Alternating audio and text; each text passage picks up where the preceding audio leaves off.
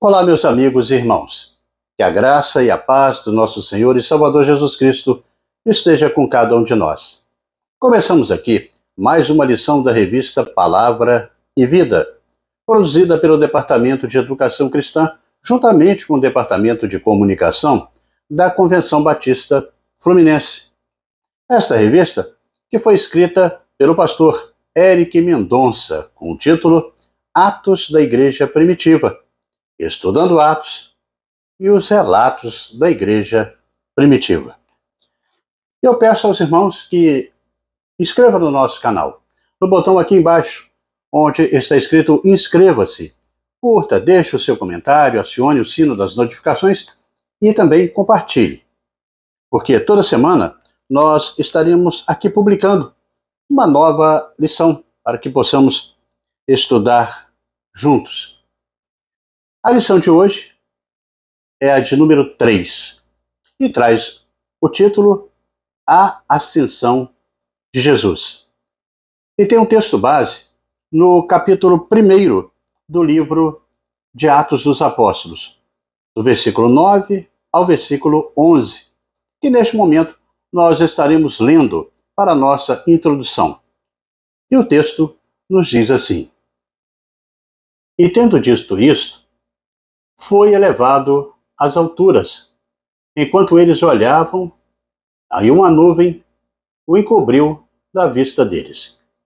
E eles ficaram com os olhos fixos no céu, enquanto ele subia.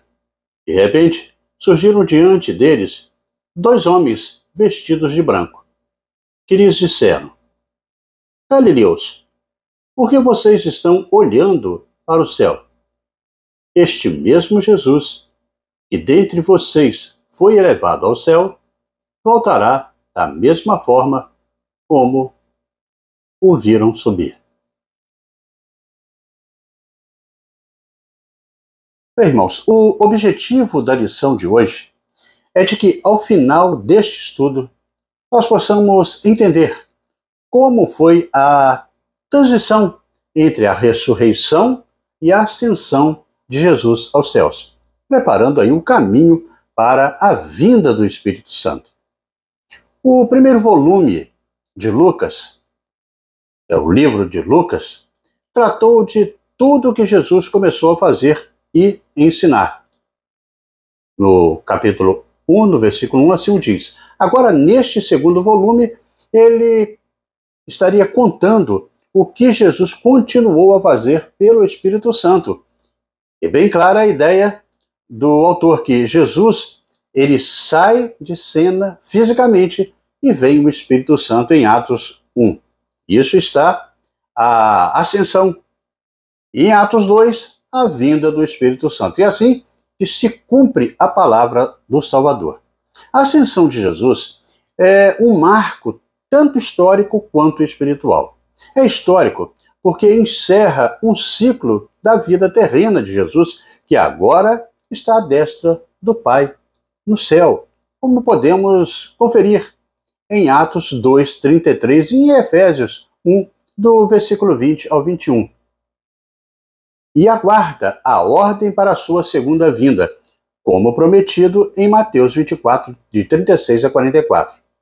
Também é espiritual quando abre a possibilidade para a descida do Espírito Santo, como escrito por João, que ele, Jesus, não nos deixaria órfãos, mas enviaria o Consolador. E para isso, ele precisava ir. Está lá registrado em João 16, no versículo 7. Esta referência ao Espírito Santo revela a principal nota teológica de Atos, a obra do Espírito Santo. Este evento da ascensão de Jesus não é isolado, ele é único e compõe uma sequência da narrativa onde Lucas o faz de maneira segmentada, por meio das suas perícopes, que são parágrafos ou blocos para definir aí certa situação posterior num texto. Portanto, precisa-se de uma grande atenção para que entendamos todo o texto dos evangelhos bem como o livro histórico de Atos dos Apóstolos. Percebe-se aqui, então, em Atos, que a ênfase continua na pessoa de Jesus Cristo, mas sob a perspectiva de relembrar as suas ações, as suas promessas e ordenanças por meio do poder do Espírito Santo. Ele é quem tem o poder de nos fazer lembrar tudo aquilo que Jesus havia ensinado.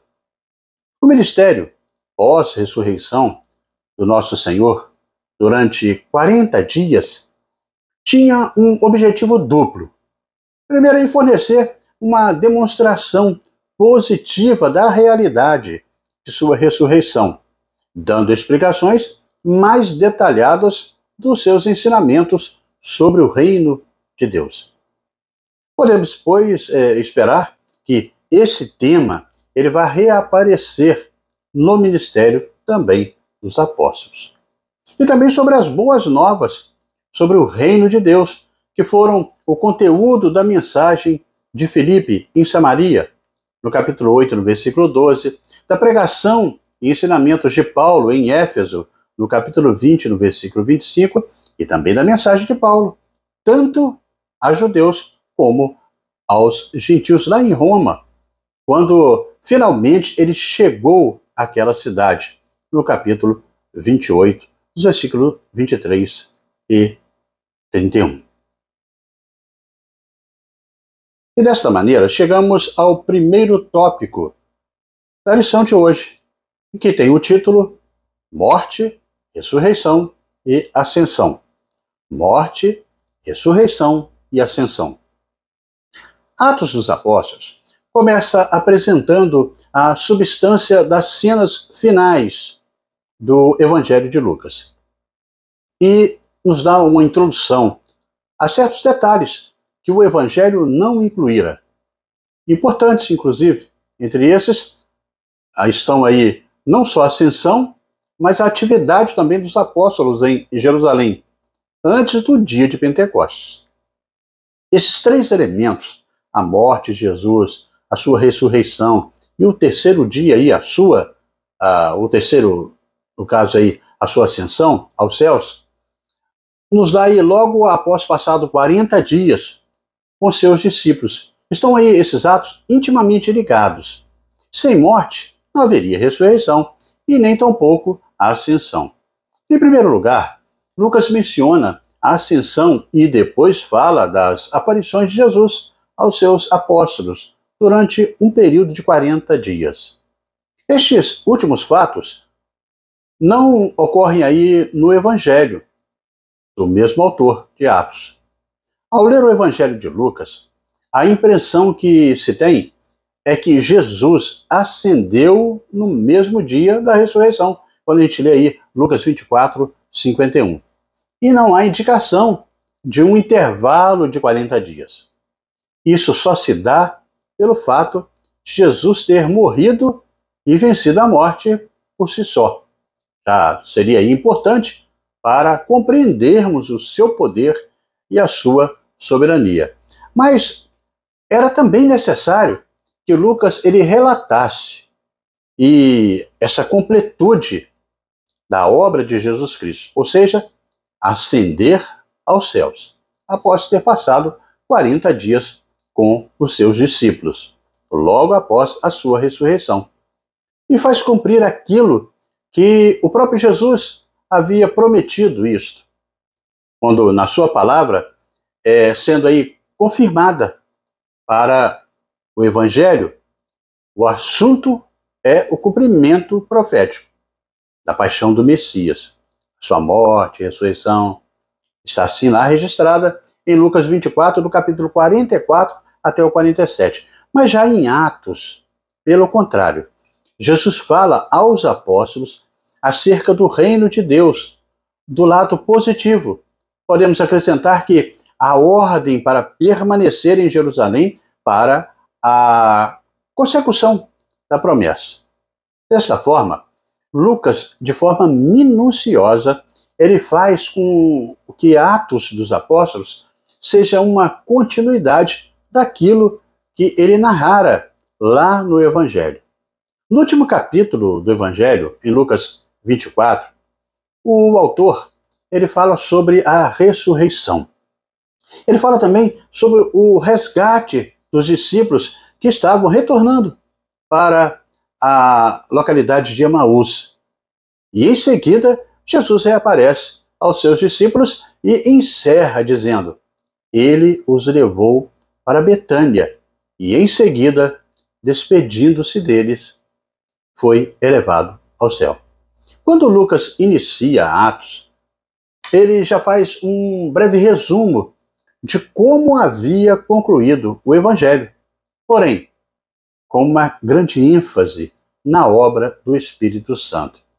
Atos 1, de 1 a 5, ele assim declara. E no verso 6, já começa a apresentação, a ascensão, com mais detalhes, que não havia narrado lá no Evangelho. Na ascensão narrada por Lucas, e em Atos 1, 5, percebemos a ênfase pneumatológica, ou seja, quanto ao Espírito Santo, visto que é um termo que vem do grego, pneuma, que significa espírito, e logos, que significa estudo ou uma ciência, um conhecimento sobre, que estuda a pessoa e a obra do Espírito Santo. Em Atos 1,6, a ênfase está na perspectiva escatológica, a saber, escatologia é o estudo do fim dos tempos, a consumação final de tudo. Segundo a concepção bíblica cristã, em Atos 1,7, a ênfase está na soberania divina, ou seja, é o poder de Deus, o domínio sobre toda a criação. Tudo o que existe está debaixo do poder de Deus.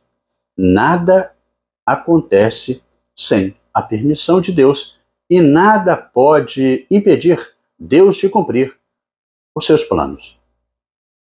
E por último, vemos aí a ênfase que está na natureza missiológica da igreja, manifestada em Atos 1:8, a saber, a missão da igreja nas ações da pregação do Evangelho de Jesus Cristo por meio do Espírito Santo, pela ação do Espírito Santo. A natureza missiológica é melhor entendida quando nós vemos a etimologia da palavra em si. O termo refere-se ao envio dos discípulos. A definição vem do latim, missio, e quer dizer envio, somado ao termo grego logia, e quer dizer o estudo, a compreensão, o entendimento. Dessa forma, nos aponta para a amplitude da teologia de missões, que é um ramo da teologia que estuda as missões, que são ações de propagação do Evangelho através do Espírito Santo nas nossas vidas. Em Atos 1,6, que mostra Jesus reunido com seus discípulos, ele diz assim no texto: então os que estavam reunidos lhes perguntaram: Senhor, é neste tempo que vais restaurar o reino de Israel? Fica claro aqui, irmãos, inclusive para nós, que em lugar de se ocuparem com um debate sobre o final do estabelecimento aí do reino judeu para eles, os discípulos deviam se preocupar não com isso, mas com outras coisas. O Espírito Santo viria sobre eles para lhes conceder poder sobrenatural, na força da qual seriam testemunhas de Cristo por todo o mundo, em Jerusalém, na Judéia, em Samaria e até os confins do mundo. O versículo 8 é um resumo de todo o livro de Atos. Sendo assim, é fundamental para a sã doutrina que a morte, a ressurreição e a ascensão de Jesus Cristo posicione a igreja a viver sob o senhorio de Cristo. É a sua palavra. E para andar conforme a direção do Espírito Santo, que nos dá o poder para cumprirmos a missão que Deus nos confiou para o resgate dos perdidos. A ascensão, que nós começamos a estudar aqui, ela será aí, sela esse término do ministério terreno de Jesus, mas é a introdução de um tempo em que seríamos dependentes do seu Espírito. Este momento na vida da igreja é significativo, em face do cumprimento de promessas na igreja e com detalhes específicos que corroboram com a própria história de Israel. E que veremos mais à frente aí nos nossos estudos em outras lições sobre esta questão. E desta maneira chegamos ao segundo tópico da nossa lição, que tem o título Da humilhação à exaltação. Da humilhação à exaltação. Quando olhamos para a ascensão de Jesus, vemos a exaltação do Cristo que passou por todas as fases da vida humana, exceto cometer pecado. Fazendo tudo isto por nós.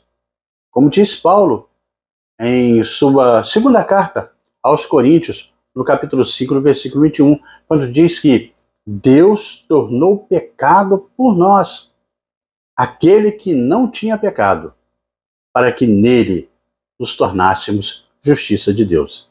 É vital para a nossa compreensão teológica que a exaltação de Cristo é parte da obra da redenção da humanidade também.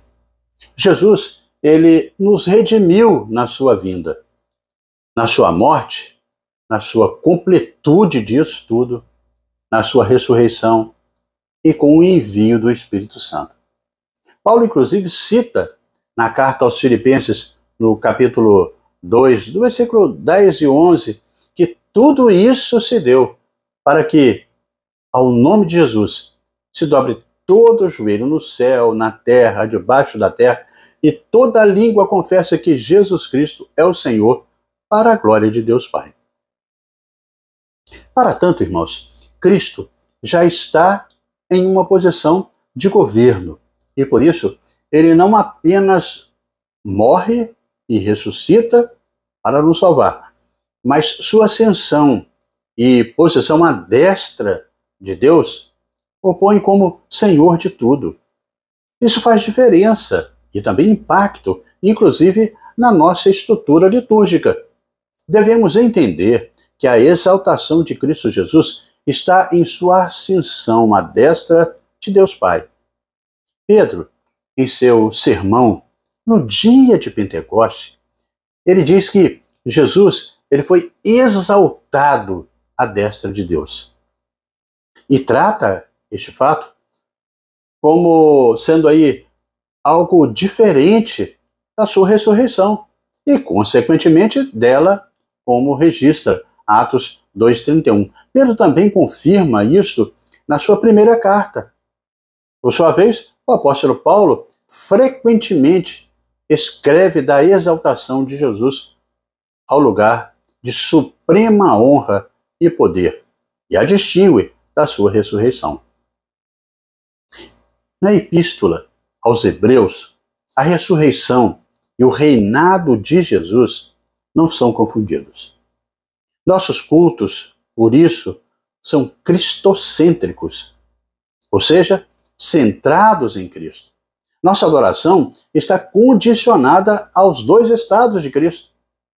Cada vez mais clamamos por um resgate, e este tema que é fundamental para a nossa fé. Paulo foi o autor bíblico que mais falou sobre a exaltação de Cristo.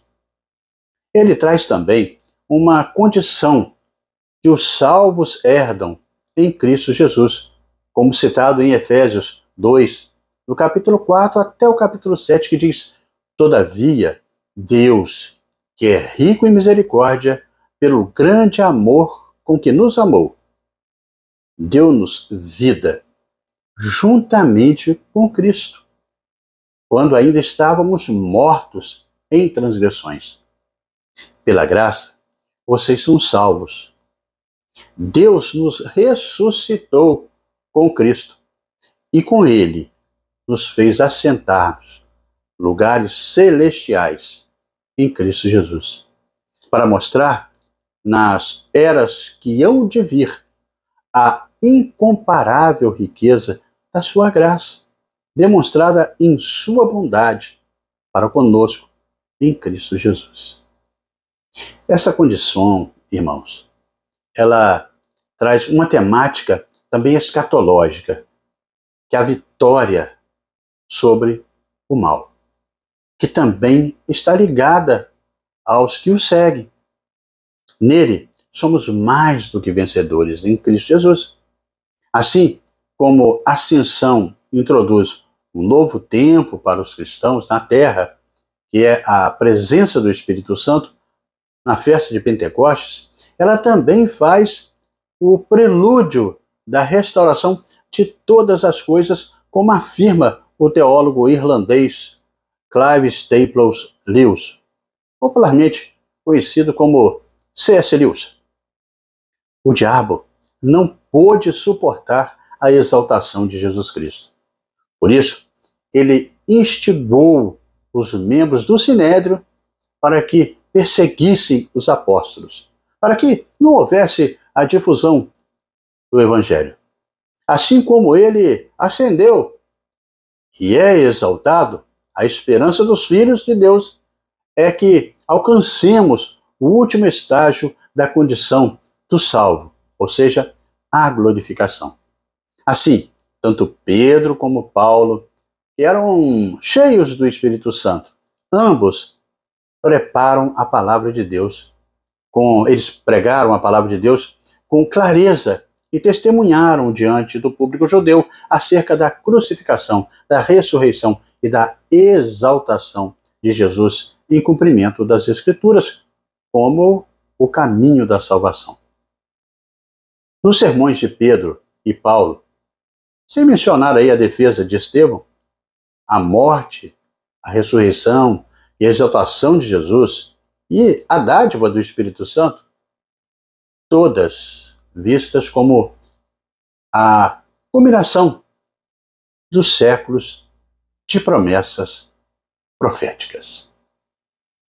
E neste caminhar, chegamos ao terceiro tópico da lição de hoje, com o título Presença Constante de Cristo. Presença Constante de Cristo. Neste tópico, o autor da lição, o pastor Eric Mendonça, ele vai dar um destaque sobre a volta de Jesus. Jesus voltará para buscar a sua igreja e levará todos que lhe são fiéis. Destaque aqui para a fala do autor, em que, ao ascender ao céu, Jesus também assume outra condição, a de intercessor junto ao Pai. Desta forma, o autor nos faz aí uma indagação entre a ascensão e a segunda vinda. Onde Cristo está? Como já citamos em referências anteriores, Jesus Cristo está à destra de Deus, mas enviou para nós o Espírito Santo.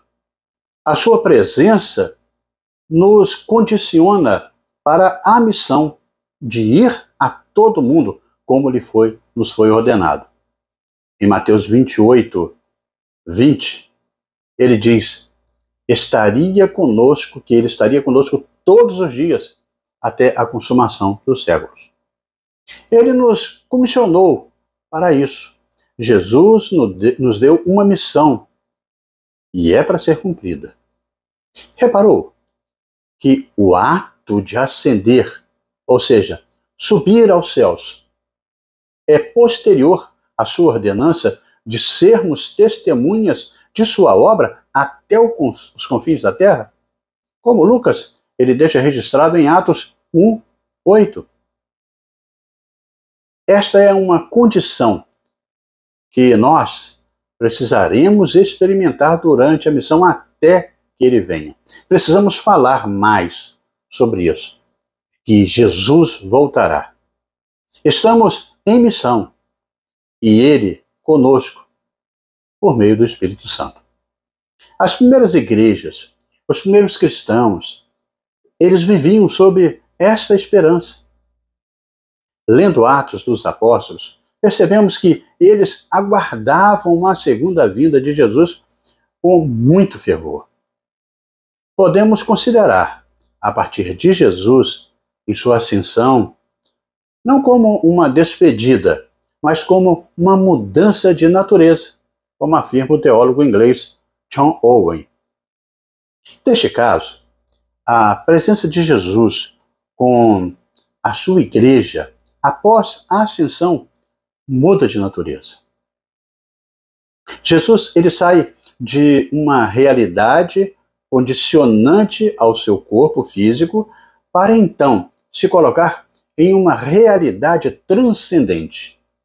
Sendo assim, a sua presença permanece constante, até porque um dos seus atributos que compõe a nossa teologia é a onipresença, pois ele é Deus. Ao ascender ao céu, Jesus também assume uma outra condição, a de intercessor junto ao Pai. Em Hebreus 7, do versículo 24 a 28, registra desta maneira: mas visto que vive para sempre, Jesus, ele tem um sacerdócio permanente. Portanto, ele é capaz de salvar definitivamente aqueles que por meio dele aproximam-se de Deus, pois vive sempre para interceder por eles. De um sumo sacerdote como este que precisávamos, santo, inculpável, puro, separado dos pecadores, exaltado acima dos céus. Contrário dos outros sumos sacerdotes. Ele não tem necessidade de oferecer sacrifícios dia após dia, primeiro para os seus próprios pecados e depois pelos pecados do povo.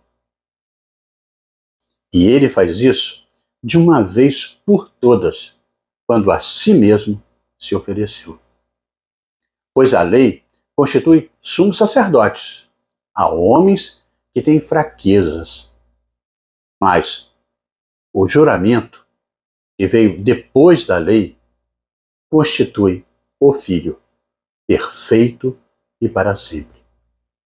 O destaque aqui é para o versículo de número 25, que diz: portanto, ele é capaz de salvar definitivamente aqueles que por meio dele aproximam-se de Deus, pois vive sempre para interceder por eles. Então, a ascensão, ela faz parte da vida da igreja. Após a ascensão, que é predita pela morte e ressurreição, Jesus, ele é reconhecido como nosso Salvador, mediador entre Deus e os homens e intercessor junto ao Pai. E assim chegamos à conclusão desta terceira edição da revista Palavra e Vida. Bem, irmãos, quantas coisas aprendemos hoje nessa lição. 40 dias após a sua ressurreição, Jesus ficou ainda com os seus discípulos. 40 é um número que dá a ideia de uma atividade completa na Bíblia. Uma atividade que foi esgotada em seu prazo. 40 foi o tempo de duração das chuvas que causaram um dilúvio. Está lá em Gênesis 7:4. Foi também o tempo que Noé ele esperou para abrir as janelas da arca após cessarem as chuvas. Está em Gênesis 8, no versículo 6. O embalsamento de José em Gênesis 53. Este também foi o mesmo tempo de duração do maná, em Êxodo 16, 35. A permanência de Moisés no monte até receber a lei, em Êxodo 24, 18. A peregrinação do povo pelo deserto, Deuteronômio 29, 5. A liderança de Eli, 1 Samuel 4, 18. O reinado de Saul, em Atos 13, 1, assim fala. O de Davi, em 2 Samuel 5, 4. O de Salomão, em 1 Reis 11, 42. A jornada de Elias pelo deserto, 1 Reis 19, 8. O prazo dado a Nínive, e Jonas 3, 4. Então, não duvidamos da literalidade ali dos 40 dias de Jesus após a ressurreição na terra, mas ressaltamos que o número alude à ideia de um tempo completo, um prazo necessário dentro do propósito divino, e o prazo era para a exaltação de Cristo Jesus, a sua ascensão.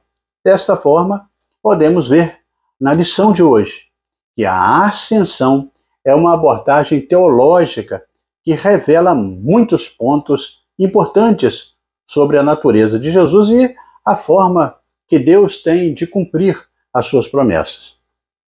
Desde a sua humilhação, tornando-se humano, até a sua ascensão, Jesus deu todo o caminho que precisamos percorrer como servos e igreja. É importante, irmãos, considerarmos que Jesus passou por todas as fases da vida humana, menos cometer pecado.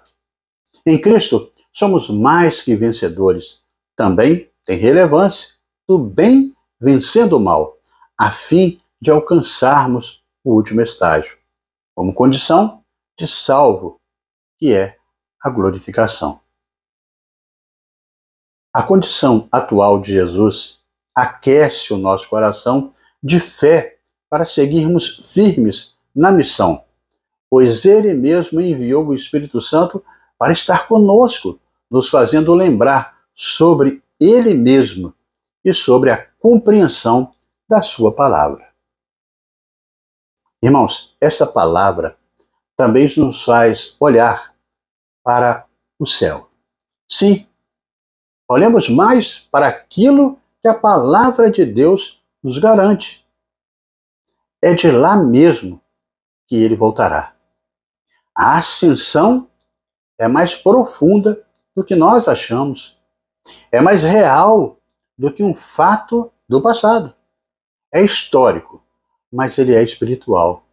Ele nos põe na missão, dentro de uma missão. Agora é conosco, sua igreja. E eu quero completar a missão que ele me chamou. E você, quer também assim fazer? Comecemos exaltando o seu santo nome, como bem retrata aí o hino 52 do nosso cantor cristão, com a letra de Manuel Avelino de Souza, e que tem o título Jesus Glorioso. Na sua última estrofe, destaca que: notai, irmãos, e vede, que bondade! Jamais se ouviu de alguém que assim provasse amar. Deveis ouvir Jesus com lealdade, dizer que Deus, por Cristo, pode dar real perdão e salvação e liberdade. Ó, vinde a Cristo a vida consagrar. Realmente, esta lição de hoje retratou, então, aí a mensagem de Atos dos Apóstolos. Nessa sua parte inicial, quanto à ascensão de Jesus. Um dia nos tornamos pecadores em Adão, que com o seu pecado nos trouxe a morte eterna. Mas em Jesus Cristo temos a esperança, visto que se fez homem, morreu pelos nossos pecados, ressuscitou e foi elevado ao céu. E enviou o seu Santo Espírito, o nosso Consolador. A obra está completa. A obra completa de Cristo Jesus. É isso que nos redime de todo o pecado. E ele virá nos buscar para a glória celestial. Desta forma, chegamos ao nosso momento para pensar e agir, com as 3 reflexões propostas pelo pastor Eric Mendonça. A primeira reflexão que fazemos é que cada fase da nossa caminhada com Deus é importante. Assim, como percebemos que a ascensão é primordial para a história da salvação. Aí ele pergunta: em qual fase você se encontra hoje. A segunda reflexão é de que não devemos menosprezar os sinais da vinda de Cristo. Você reconhece, à luz da Bíblia, estes sinais? A terceira e última reflexão, vemos que todas as promessas estão se cumprindo, uma a uma. Ele prometeu que estaria conosco todos os dias, até a consumação dos séculos. Como você deve viver neste mundo diante desta realidade? Irmãos, que maravilha, que maravilhosa lição podemos estudar hoje. E em qual fase você se encontra? Se encontra neste momento, neste processo da redenção proposta aí por Deus para as nossas vidas. Deus chama a todos para serem redimidos no sangue de Jesus. É Ele que desfaz a obra do pecado e nos justifica para a vida eterna. Em toda a história, nós vemos Deus conduzindo tudo e a cada dia o Senhor nos mostra que estamos caminhando para o fim, quando Ele estará voltando para buscar a sua igreja, para vivermos juntos, eternamente, na morada celestial, preparada para nós desde a fundação do mundo. Não esqueça que Jesus cumpriu todas as suas promessas. E uma delas é que vai estar conosco até o dia final. Que você possa afirmar, da mesma forma que retrata o estribilho do hino do cantor cristão, na letra de autoria de Daniel Westber, que diz: mas eu sei em que tenho crido, e estou bem certo que é poderoso para guardar o meu tesouro até o dia final. Que possamos, irmãos, a cada dia ficarmos mais confiantes na volta do Senhor, quando Ele nos levará para a morada eterna. Como João, possamos dizer sempre: ora, vem, Senhor Jesus. E assim, amigos e irmãos, terminamos mais uma lição da revista Palavra e Vida. Mas antes de você sair, eu convido você a se inscrever no nosso canal, no botão aqui embaixo, onde está escrito inscreva-se. Curta, deixe o seu comentário, acione aí o sino das notificações e compartilhe, para que mais pessoas possam também desfrutar do conteúdo para a edificação de cada um na aprendizagem da Palavra de Deus. Bem, na próxima semana nós estaremos estudando a lição de número 4, com o título A Formação dos Apóstolos. A Formação dos Apóstolos. E estaremos publicando aqui esta nova lição, se Deus assim nos permitir. Amém?